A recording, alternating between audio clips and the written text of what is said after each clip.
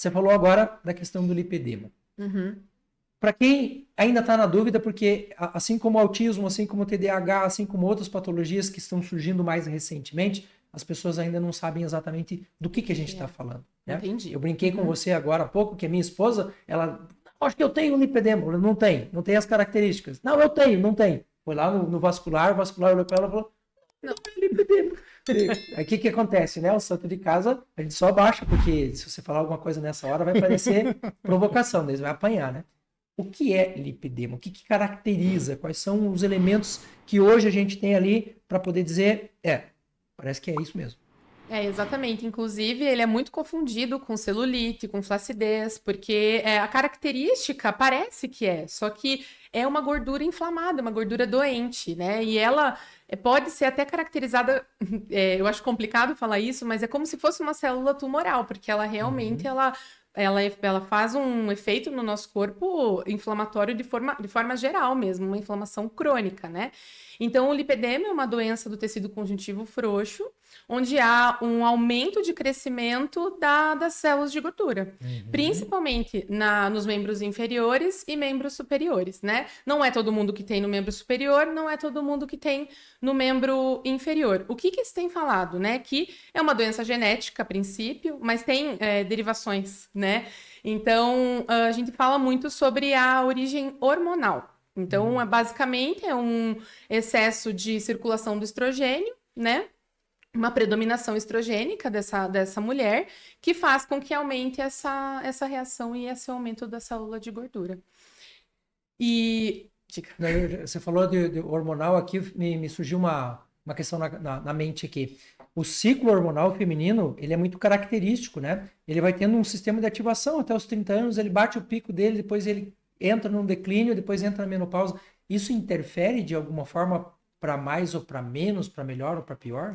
Não, sempre. Inclusive, um dos starts, assim, é quando a mulher entra, ela menstrua, né? Então, na menstruação, foi inclusive quando eu tive o start do meu lipedema. E tem também na menopausa, na gravidez, né? Inclusive, porque realmente, quando há alguma mudança, alteração hormonal, esse lipedema, ele pode startar. Mas tem elementos alimentares também aí, né? Exatamente. E aí? Aí que pega, né? Porque que nem a gente estava conversando em relação ao intestino, sobre as bactérias, né? As bactérias, elas fazem muitas coisas boas, no caso do estrogênio, inclusive, mas só que quando a mulher, ela tem uma alimentação mais inflamatória, com perfil, né, com alimentos daqui, né, mais ocidentais, ela acaba que muda esse perfil de bactéria, e essas bactérias, elas aumentam a enzima que... na verdade, sim, quando a gente vai fazer a metabolização do estrogênio no fígado, ele vai para ser eliminado pelas fezes, pelo cocô. Só que... Via bile, né? Isso, exatamente. Só que, na verdade, quando essa mulher ela tem essa predominância, essa facilidade para predominância estrogênica e um intestino desregulado, essas bactérias, elas fazem esse reaproveitamento do estrogênio e ele volta para a circulação. Sim. Então é como se fosse um estroboloma, né? Olha que interessante. A gente falava outro dia da testosterona, né? A testo também faz essa mesma ciclagem. E se a gente não tem um intestino que esteja regulado, quase 20% da nossa testo passa por esse circuito enterohepático. Ele volta. E se ele não tiver associado às enzimas que fazem, né? Esse hormônio associado a uma enzima, ele fez o processo de emulsificação do jeito que é para ser, bonitinho, conectou. Enzima é uma coisa que não degrada. Então o organismo fala, opa, para que eu vou gastar? Por que eu vou fazer mais enzima? Eu vou pegar isso aqui de volta. Aí vem a testo de volta, entra na circulação. Aí o cara não cuida do intestino e está fazendo reposição hormonal e está indo embora. A torneirinha está indo aberta, embora, e aí está causando um caos. Veja que coisa interessante. E aí também entra a alimentação de boas gorduras, porque é na bile que vai fazer jogar aquilo que está fora, já foi cristalizado, né? Os sais de bile, que são derivados do colesterol, que também tem sais de esteroides ali no meio. E as bactérias, né? O estroboloma masculino também tem, né? Sim. Você vai fazer ali o reaproveitamento e quando você puxar aquilo, opa, tem testo reciclado aqui, tem estrogênio, tem progesterona reciclado aqui. E o corpo gasta menos energia para ter aquele hormônio resplandecente, né?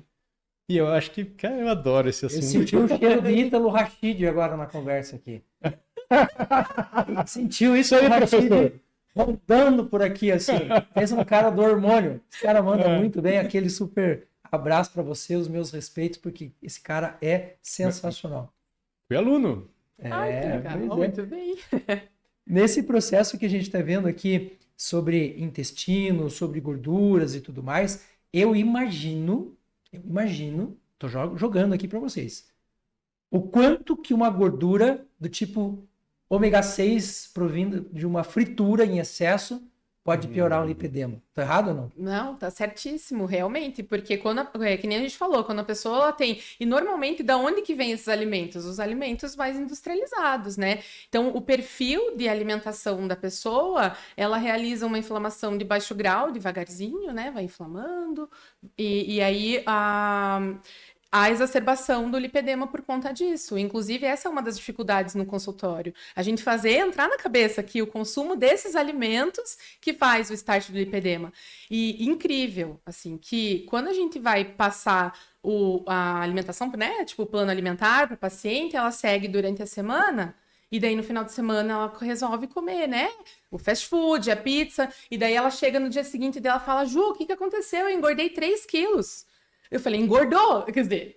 Aumentou de peso, né? Aumentou de peso. Porque, e assim, até o corpo processar, metabolizar, veja que já é um fígado que tá bem... tá sofrido já. Sofrido, exatamente. Ele Judiado. tá judiado. Então, o processo de detoxificação não acontece de forma correta, né? Então, a gente precisa que esse fígado tenha paz por um instante para ele realmente conseguir fazer detoxificação e a gente conseguir eliminar esse estrogênio de uma vez por todas, né? Sim. Então, a base da alimentação da paciente com lipedema deveria ser mediterrânea. Uhum. Só que não de segunda a sexta. Uma vida mediterrânea. É uma vida mediterrânea, né? Então, o foco realmente no comportamento alimentar, a gente precisa fazer essa paciente entender, né?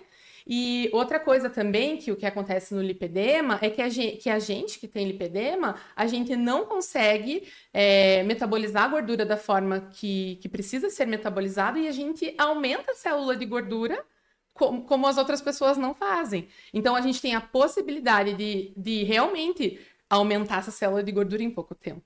Uhum. Então, por conta de beta-oxidação da gordura mesmo, né? A gente tem deficiência em algumas partes ali e mitocondrial. Então, nossa mitocôndria não funciona legal. Então, imagina, essa mitocôndria tá forçando. Beleza, você come bem a semana toda.